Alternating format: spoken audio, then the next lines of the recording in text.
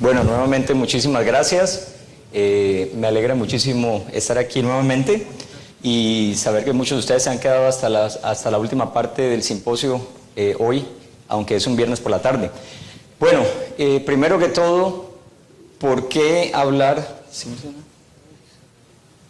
¿No? Ok, está bien. ¿Por qué estoy aquí hablando de este tema? O sea, tema un poco seco para esta hora del día. ¿Y por qué yo envuelto en esta cuestión? Pues primero que todo, algunos de nosotros nos hemos interesado muchísimo por la parte vascular, y cuando hacemos un entrenamiento vascular tenemos que ser un poquitico responsables en saber manejar las complicaciones de anticoagulantes, no solamente de sangrado, sino también protrombóticas. Y qué mejor la heparina como una de las causas de estado protrombótico, lo cual es un poco irónico, como lo voy a definir más adelante. Además de eso, nosotros estamos expuestos a esta terapia, independiente de todos los anticoagulantes de los cuales se han estado hablando, por muchísimos motivos en cardiología, intervencionismo y en electrofisiología, además de toda la práctica clínica de cualquier médico. Entonces, voy a mencionar un poco sobre la magnitud del problema, algo de la patofisiología para entender las características clínicas, cómo lo diagnosticamos y cómo lo tratamos. Voy a tratar de resaltar lo más importante de esta entidad. Este fenómeno es bastante importante y sigue cada año guía tras guía. Estas son las guías del 2008 del American College of Chest Physicians, donde además de las complicaciones hemorrágicas mencionan el HIT y la osteoporosis como uno de los efectos secundarios importantes de tener en cuenta. Pero ¿qué es esta entidad? La trombocitopenia inducida por la heparina. Es un estado bastante interesante porque es muy paradójico. Es un anticoagulante que causa trombosis y un estado hipercoagulable severo. Es inmunológico porque es mediado por la producción de anticuerpos, y además de eso es acompañado de trombocitopenia. Se puede manifestar con trombosis arteriales y venosas. Entonces es bastante irónico porque nuevamente todo solamente inducido por un anticoagulante. También se puede llamar el síndrome del coágulo blanco por las características patológicas que generalmente son llenas de trombo, de plaquetas como tal, o el HIT, que es la abreviación. Y ese es el fenómeno central. Las plaquetas en su estado calmado y relajado, y aquí son las plaquetas hiperactivas, tales como se producen en esta entidad. La epidemiología sigue creciendo, quizá porque estamos siendo un poquitico más agresivos e invasivos a través de los años, pero también porque hemos aprendido a reconocerla y a manejarla y a diagnosticarla. Entonces esto hace que la incidencia haya ido aumentando con el tiempo. Otros factores que pueden influir en esto es el uso de la heparina de origen pulmonar bovino. Los pacientes postquirúrgicos tienen una incidencia mayor, quizá porque el sistema inmunológico está más activo. Entre más largo se mantiene el paciente expuesto a la heparina, más probabilidad haya de que se suceda. Y también cuando la dosis es mayor, una dosis terapéutica más alta que una dosis profiláctica. En las mujeres parece que hubiese una incidencia un poco más alta también.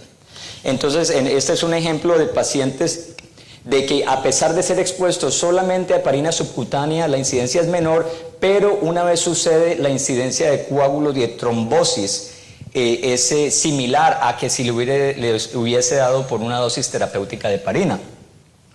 Entonces, puntos a resaltar: la incidencia de todos los pacientes expuestos a heparina es más o menos del 3 al 5%, es más o menos una décima esta entidad causada por la heparina de bajo peso molecular. La relación es de 10 a 1, pero también es presente. En otras palabras, a un paciente que le dé esta entidad no se puede cambiar a heparina de bajo peso molecular, porque similarmente se empeora la entidad.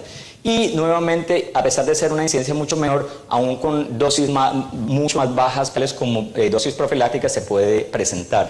Más frecuente en pacientes quirúrgicos, como lo mencioné, y comienza generalmente a manifestarse después del quinto día, como lo voy a presentar. La patofisiología, para que conlleve a esto, cada vez que exponemos a una persona, a un paciente, a heparina, se presenta desarrollo de granulación de los gránulos alfa en los cuales liberan factor 4 plaquetario, y este factor 4 trata de unirse a la heparina para contrarrestar el efecto anticoagulante. Sin embargo, eso también causa en algunos pacientes cambios estructurales del factor 4 y se exponen neoepítopes. Estos neoepítopes tienen como entidad interesante en algunos pacientes, ayudan a que se pueda adherir ese complejo a la plaqueta, y además de eso que se puedan formar unas inmunoglobulinas G, las cuales suceden nuevamente solamente en este 3 a 5% de pacientes en los cuales se manifiesta la entidad, no es en todo el mundo. Una vez sucede esto, la inmunoglobulina G va y se añade a este complejo que ya estaba adherido a la plaqueta, y esto causa una estimulación severa de las plaquetas, causando mucho más desgranulación, liberación de micropartículas, y todo esto genera una cascada de coagulación severa potenciada por todos estos mecanismos, en el cual se lleva finalmente a la formación de muchísima cantidad de trombina. Finalmente, también suceden otros fenómenos, como el factor 4 se puede unir al endotelio, y esto produce que el endotelio manifieste factor tisular, activando la cascada extrínseca. Los monocitos también se pueden activar por cualquiera de estos complejos y manifiestan factor tisular. Y también obviamente el factor 4, como dije inicialmente, trata de inhibir la heparina y su efecto anticoagulante. Entonces todo esto conlleva un estado hipercoagulable severo.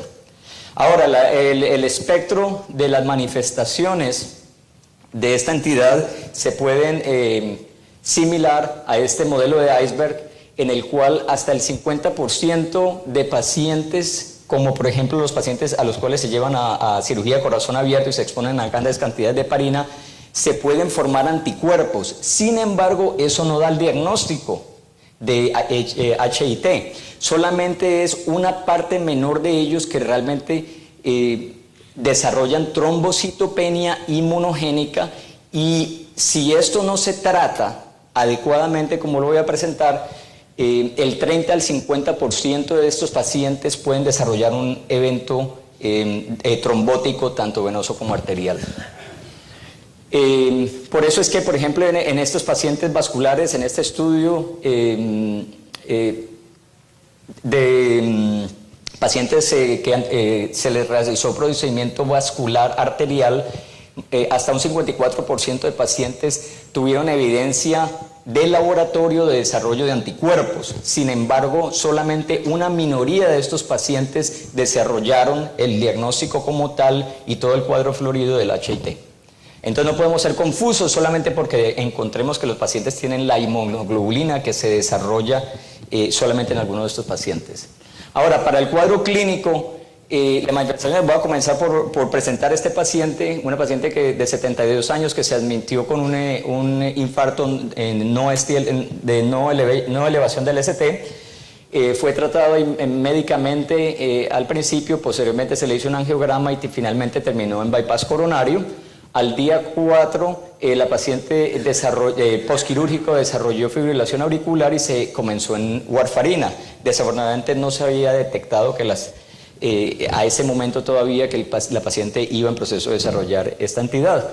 Entonces, en el día 12, muy desafortunadamente, en esas áreas que tienen muchísimo tejido graso, desarrolló una necrosis de piel impresionante.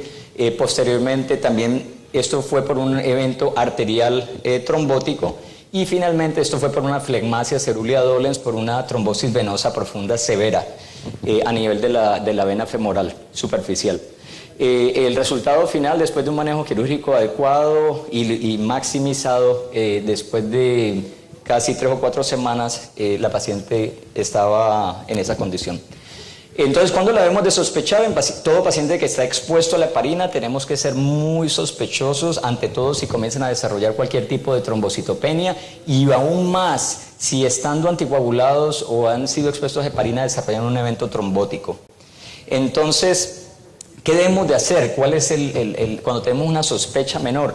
Bueno, primero que todo cada vez tenemos que preguntarnos, ¿tiene el paciente trombocitopenia como hace sentido? si esta trombocitopenia es del tipo inmunogénico, porque hay una que no es inmunogénica, como se les voy a mostrar, y cuáles son las manifestaciones si es el caso. Entonces, primero que todo comenzamos casi que haciendo el diagnóstico en su gran mayoría si vemos la evolución del recuento plaquetario. Eso nos va a dar una indicación perfecta de qué puede estar sucediendo en el paciente y si realmente es esta una alta sospecha clínica. Típicamente las plaquetas comienzan a disminuir entre los días 5 y 14. ¿Por qué? Porque hay que esperar que las inmunoglobulinas, la inmunoglobulina G se desarrolle, el sistema inmune se active. Entonces no sucede inmediatamente, con una excepción. Y puede suceder dentro de algunas horas, sin embargo, o menos de 4 días, si el paciente ha sido previamente expuesto a heparina en los 3 meses precedentes, y ya les explicaré por qué. El nadir de la trombocitopenia puede ser tan bajo como 30 a 50 mil, pero esos pacientes generalmente, en su gran mayoría, no sangran y no se debe transfundir plaquetas porque empeora el proceso. Entonces, básicamente uno de los criterios diagnósticos acompañado de la sospecha clínica y los laboratorios es una caída en el recuento plaquetario basal al menos del 50%, o si las plaquetas eran inicialmente elevadas y caen al menos de 150 mil, o si nuevamente mientras el paciente está siendo expuesto a heparina o ha sido expuesto a heparina recientemente desarrolló un evento trombótico, como lo manifesté. Aquí me vuelvo nuevamente al concepto del desarrollo de las inmunoglobulinas, tal como fue publicado en el New England Journal en 2001, en el cual se documentó en una serie de pacientes que los inmunoglobulinas tomó llegar a un nivel máximo más o menos entre 4 y 5 días, por tanto la manifestación clínica no sucede hasta tanto, pero las inmunoglobulinas permanecen en el sistema, aún habiendo suspendido y habiendo parado la heparina, hasta en un promedio de 100 días, más o menos 3 meses. Entonces, es por esto de que tenemos 2 manifestaciones típicas de HIT. Una es la típica, la clásica. Nuevamente, el paciente se comienza en heparina en este momento, y más o menos al día 4 comenzamos a ver cómo el recuento plaquetario comienza a caer. Mientras está en heparina no se recuperan las plaquetas, siguen cayendo. Y el nadir nuevamente generalmente está entre los días 10 y 14. O sea, aquí al día 10 llegó a su máximo, caímos en cuenta, por ejemplo, en este caso de que el paciente, tuvimos una sospecha clínica, suspendimos la heparina, las plaquetas comenzaron a subir, desafortunadamente no dimos el tratamiento adecuado, como les voy a recalcar, y esto hay que tenerlo en cuenta, y el paciente por algún motivo dentro de los siguientes 100 días volvió al hospital, tuvo que ir a la sala de emergencias, se le inyectó nuevamente heparina y las plaquetas cayeron, ahora no en 4 a 10 días, las plaquetas cayeron dentro de horas. ¿Por qué? Porque ya había inmunoglobulina circulante.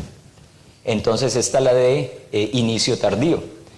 Y por eso es el paciente que se presenta con una trombocitopenia o con un evento trombótico o tromboembólico a 1, 2 o hasta casi 3 meses después de haber sido expuesto a la heparina inicialmente. Entonces, en resumen, en cuanto a la trombocitopenia, todo esto lo tenemos claro, como lo mencioné. El comienzo de ella es entre los días 5 y 10, cuando ya hay desarrollo de las inmunoglobulinas. El comienzo puede ser en el día 1, si ya ha habido una exposición previa, y el nadir generalmente entre los días 5 y 14. Ahora, les hablaba de la inmunogénica y la no inmunogénica. La más común es la no inmunogénica. El paciente es expuesto a heparina y comienza generalmente entre los días 1 y 14, no tiene nada que ver con desarrollo de inmunoglobulina. El nadir de las plaquetas es mucho más alto comparativamente con la tipo 2, que es la de HIT. No hay anticuerpos, no está acompañada de eventos tromboembólicos, no hay secuelas hemorrágicas aquí tampoco, y el manejo es observación. Aún a este nivel de plaquetas se puede seguir la heparina y generalmente las plaquetas se recobran sin necesidad de suspensión. Bueno, ¿cuáles son las complicaciones trombóticas que tanto he estado hablando y enfatizando, tanto venosas como arteriales, de cualquier tipo, color, olor y sabor? Estos son como el síndrome antifosfolípido, el lupus anticoagulante, es un estado hipercoagulable extremo, severo, y puede dar cualquier tipo de trombosis arterial o venosa donde ustedes quieran en el cuerpo. Por ejemplo, una de las manifestaciones típicas es la isquemia hemorrágica de las adrenales causadas por trombosis de la vena renal. Interesantemente, esto es muy patognomónico de esta entidad. También puede dar, como se los manifesté en el caso que les presenté, de una flegmasia cerulea dolens por una trombosis venosa severa que impide el flujo microvascular. Cualquier tipo de tromboembolismo pulmonar, obviamente, también. La relación generalmente es de 4:1 entre venosa y arterial, es más frecuente venosa que arterial. Como se los manifesté, trombosis de los venos, de los senos durales cerebrales, trombosis en el corazón, en las coronarias, donde ustedes quieran imaginar, allí puede existir. Entonces tenemos que tener alta sospecha de esto. Las secuelas, desafortunadamente, si un paciente desarrolla HIT, no desarrolla trombosis y no se trata, como los voy a resaltar en un momento, pueden desarrollar un evento trombótico de 30 a 50%. En otras palabras, casi que el 50% de los pacientes que no se tratan adecuadamente, profilácticamente, pueden desarrollar un evento trombótico después de que se van del hospital. Si desarrollan un evento arterial, pueden perder un 20% de amputación y muerte hasta de un 30%. Todas esas asociaciones existen. Por eso, gracias. Otra manifestación es una reacción sistémica a la infusión. El cuento de la resistencia a la heparina puede ser una manifestación, y la amnesia global transitoria, interesantemente, es bastante patognomónica. También la necrosis de la piel inducida por la heparina, que es empeorada si los pacientes se comienzan en cumadina sin estar siendo tratados con un anticoagulante no heparínico mientras se inicia la cumadina. Bueno, finalmente, no faltan muchos slides, pero en cuanto al diagnóstico, además de la sospecha clínica, tenemos que correlacionar, sentarnos, es muy minucioso. Relacionemos cuándo comenzó el paciente a ser expuesto a cualquier tipo de heparina y lo vamos apareando con el recuento plaquetario. Así toque una semana, 2 semanas, lo que sea, y ahí podemos llegar a una sospecha alta. El diagnóstico diferencial es bastante importante con cualquier otra causa de trombocitopenia, que generalmente son más de origen que llevan a hemorragia más que a trombosis. Y esto nos lleva a tener una probabilidad pretest alta, moderada o severa. ¿Cómo? Pues basado en el tipo de trombocitopenia, en el tiempo que sucedió, si hay evidencia de trombosis o no, y si hay otras causas o no. Nuevamente aquí tenemos la sospecha alta, moderada o severa. Ahora, todo esto decimos, bueno, esto es como lógico, tal como diría un amigo. Entonces, lo importante es confirmar el diagnóstico, pero no se debe parar el tratamiento. Si el tratamiento profiláctico o tratamiento por un evento arterial o venoso trombótico se debe iniciar inmediatamente. Todo esto es combinando la parte clínica con la parte patológica para definir qué test o qué tests vamos a recomendar. Los test solamente es para confirmar el diagnóstico como lo manifesté. Y la idea es detectar los anticuerpos y detectar si las plaquetas son hiperagregables funcionalmente en ese tipo de suero del paciente. ¿Cómo lo hacemos? Muy sencillamente, hay tests serológicos para detectar las inmunoglobulinas, que son ELISAs, y los tests funcionales son tests sencillos en los cuales se ponen plaquetas radioactivadas, se exponen al suero del paciente que supuestamente tiene inmunoglobulinas específicas y se mira qué reacción existe. De estas, generalmente la más frecuente es la agregación plaquetaria inducida por la heparina. Desafortunadamente hay que ordenarlo las dos, porque la sensibilidad del anticuerpo es muy alto. Como vimos, hasta un 50% de los pacientes posquirúrgicos pueden tener anticuerpos, no quiere decir que tengan la entidad, pero tiene una especificidad muy baja. Y la otra, la agregación plaquetaria inducida por la heparina, tiene una especificidad muy alta por su contrario, pero la sensibilidad mucho más baja. Cuando las unimos las dos, generalmente llegamos casi que a un 100% de sensibilidad y especificidad, entonces se necesitan los dos tests. Hay uno que es casi perfecto, que es el ensayo de la liberación de serotonina, que es un estudio funcional que tiene alta sensibilidad y especificidad, es bastante complejo, se ofrecen mínimos centros y es bastante costoso. Brevemente sobre el tratamiento: eliminar cualquier exposición a la heparina. Generalmente la enfermera llegó por la noche, no supo el diagnóstico, te le dio una dosis subcutánea, eso está paupérrimo y es un peligro. Todos estos pacientes fueron pacientes que le desarrollaron un evento trombótico, tromboembólico, porque se les suspendió la heparina y no se les hizo nada más. No, hay que hacerles algo más, porque si no, solamente con suspenderla, aún el 30 al 50% de los pacientes pueden desarrollar un evento trombótico dentro de los siguientes días, hasta que las inmunoglobulinas se vayan del cuerpo. Entonces hay que darle profilaxis. ¿Cómo? Se dirige la terapia a la trombina que está en cantidades masivas, o a la activación a las plaquetas que están activadas. Los tratamientos existentes están dirigidos a la trombina. Los antitrombóticos que utilizamos y que están aprobados para esto son el argatroban y la lepidurina. Faltan unos slides poquitos. El argatroban generalmente tiene una eliminación hepática, lo utilizamos en pacientes con falla renal. Y el problema de este es que interfiere con el INR cuando lo vamos a comenzar. Ahora, la lepidurina es el opuesto, eliminación renal, entonces lo damos en pacientes que tengan disfunción hepática. El problema es que hay un cuento de anafilaxis y los pacientes se reexponen o desarrollan unos anticuerpos que aumentan los niveles del anticoagulante. Hicimos un estudio en el cual evaluamos cierto número de pacientes y encontramos que no había ningún evento de anafilaxis, entonces generalmente no tenemos en cuenta para precluir la reexposición a esto. Esto es lo más importante y es lo que más quiero resaltar: ningún paciente debe ser iniciado en cumadina. La cumadina el paciente se debe tratar, no debe salir del hospital sin un tratamiento por mínimo de 3 meses en cumadina, hasta que los anticuerpos se vayan y se eliminen, como lo habíamos visto. Entonces ya la proteína C, hay una depresión de proteína C brutal, y si iniciamos un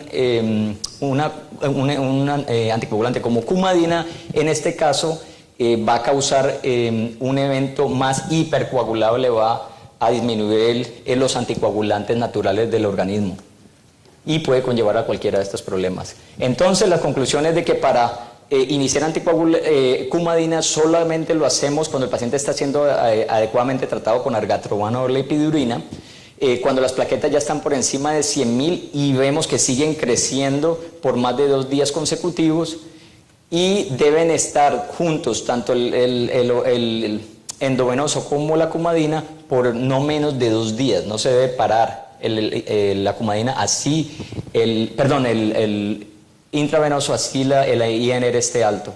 Entonces, en conclusión, hay que estar muy sospechosos sobre esta entidad. Puede ser encontrada hasta 3 meses después de la exposición, así paremos la heparina. Es el error que más cometemos, desafortunadamente: paramos la heparina y no damos ningún otro tratamiento. El diagnóstico, como lo vimos, una combinación de clínica y laboratorios. No demoremos el tratamiento cuando lo sospechemos. Tenemos que eliminar cualquier exposición a la heparina, es lo número 1 que tenemos que hacer en cuanto a tratamiento. Los agentes de los cuales le hablé, y tenemos que ser muy cuidadosos cuando lo transicionemos a la cumadina. Muchas gracias. Muchas gracias, doctor.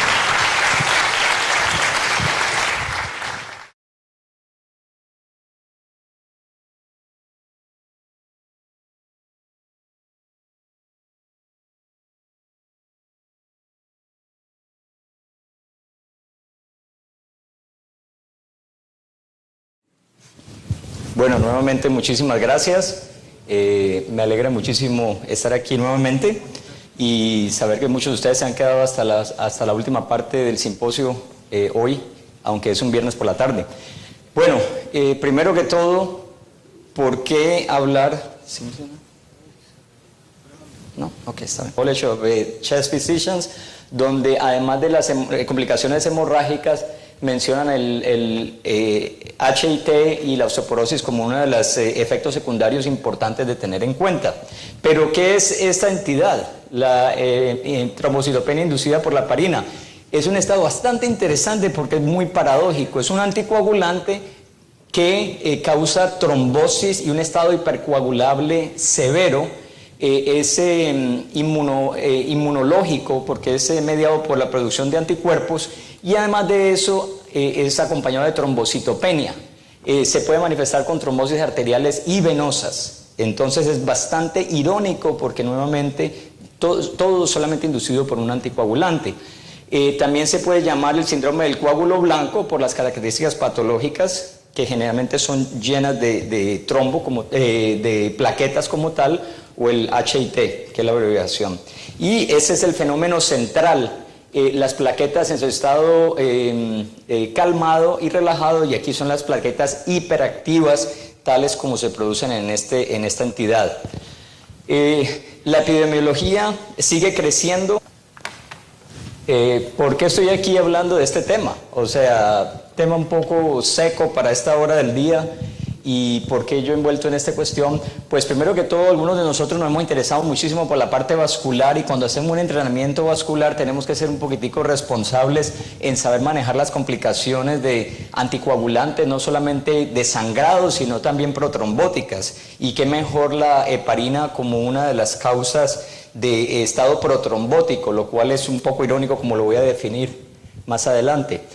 Además de eso, nosotros estamos expuestos a esta terapia, independiente de todos los anticoagulantes de los cuales se han estado hablando, por muchísimos motivos en cardiología, intervencionismo y en electrofisiología, además de toda la práctica clínica de cualquier médico. Entonces, voy a mencionar un poco sobre la magnitud del problema, algo de la patofisiología para entender las características clínicas, cómo lo diagnosticamos y cómo lo tratamos. Voy a tratar de resaltar lo más importante de esta entidad. Este fenómeno es bastante importante y sigue cada año guía tras guía. Estas son las guías del 2008 del American